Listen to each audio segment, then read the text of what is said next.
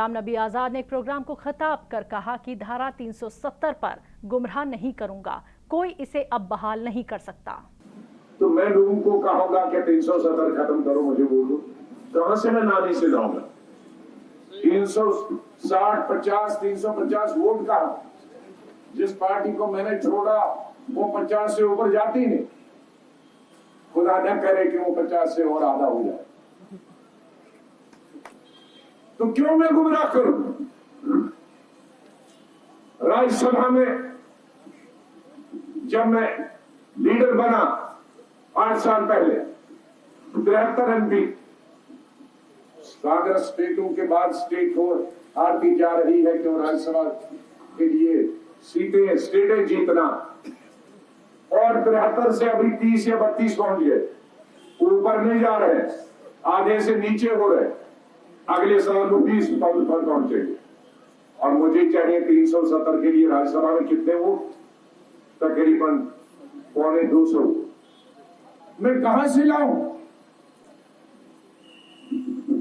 जो उन लोग जो कहते हैं 370 खत्म कर, उनको कहते तुम खुद MP जीत सकते हो कि नहीं?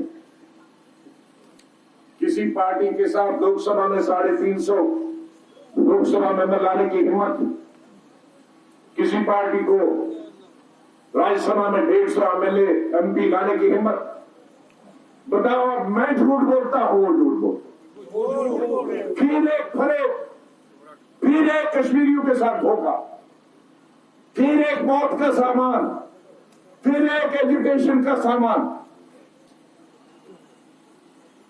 गुलाम नबी आजाद जब तक जिंदा है, उसकी सोच को खत्म करने के लिए तुम्हें मारना पड़ेगा उसे।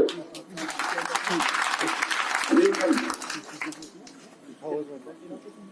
हिंदुस्तान की मैंने सियासत की, मैं अभी किसी कश्मीरी या जम्मू का, हिंदू का या मुसलमान का, सिख का, मजहब की बुनियाद पर, सियासत की बुनियाद पर, इलाकाई परस्ती की बुनियाद पर वोट के लिए लोगों को इस्तेमाल करने की इजाजत नहीं दूंगा। चाहे मैं जीत जाऊं, चाहे मुझे 4 वोट आए या लाखों वोट आए, लेकिन बहुत खून बहा। अब आपका साथ रहेगा और मेरा खून रहेगा।